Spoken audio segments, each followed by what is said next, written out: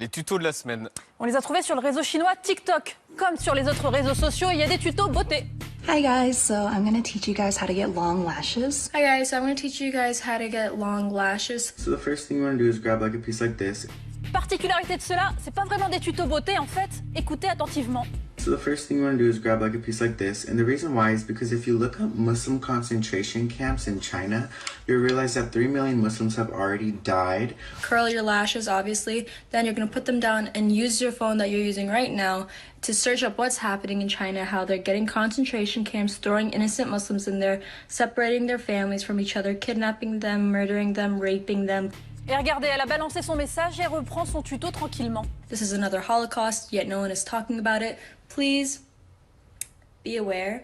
Please spread awareness. And yeah, so you can grab your lash curler again. Et hop, ni vu ni connu pour éviter de se faire prendre, car on le rappelle, le réseau social est chinois. Ils ont quand même suspendu le compte de la jeune fille provisoirement.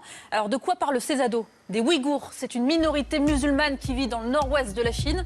Plus d'1 million d'entre eux sont détenus en secret dans ces camps de rééducation qui sont en fait de véritables prisons. Les détenus qui n'ont commis aucun crime sont internés parce qu'ils sont musulmans. Les plus croyants sont forcés de manger du porc et de boire de l'alcool alors que l'islam l'interdit. Et s'ils n'obéissent pas, ils sont torturés. Un vrai système de lavage de cerveau. 他们受到一定的极端思想感染以后，为了就是把自己思想里面的极端思想的感染程度去除。 La Chine parle, elle, de centres de formation professionnelle destinés à lutter contre la radicalisation islamiste. Une liberté de façade, car à chaque instant, ces hommes et femmes peuvent être enlevés, arrêtés. Nous sommes à l'ouest de la Chine, où vivent près de 12 millions de Ouïghours. Cette minorité musulmane subit une répression permanente du pouvoir central chinois, intimidation, menaces de mort ou emprisonnement. Alors des milliers d'entre eux fuient le pays. Et même à l'étranger, il n'y a aucune sérénité. Ils sont poursuivis. Rares sont ceux qui acceptent de témoigner à visage découvert. J'ai plus contact avec mes parents et mes familles, ça fait 3-4 ans déjà. Et avant, avec un moyen de social media, WhatsApp, WeChat, tout ça. Maintenant, tout est interdit, même téléphone fixe, on ne peut plus passer. Voici de rares images d'un camp d'intégration. À l'intérieur de ces murs, des centaines de milliers de Ouïghours sont soumis à ce que l'État chinois appelle la transformation par l'éducation.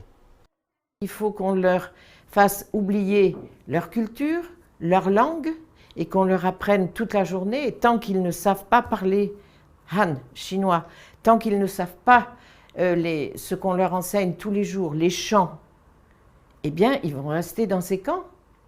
Ça, ce sont les camps ouverts. Dans les camps ouverts, il y aurait 3 millions de personnes.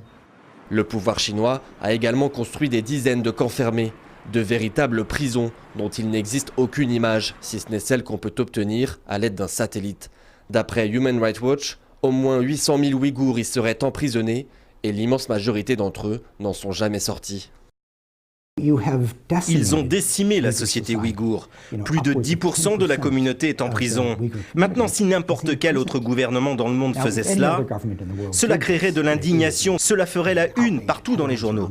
Mais parce que c'est la Chine, à cause de sa puissance économique, elle est exemptée de critiques.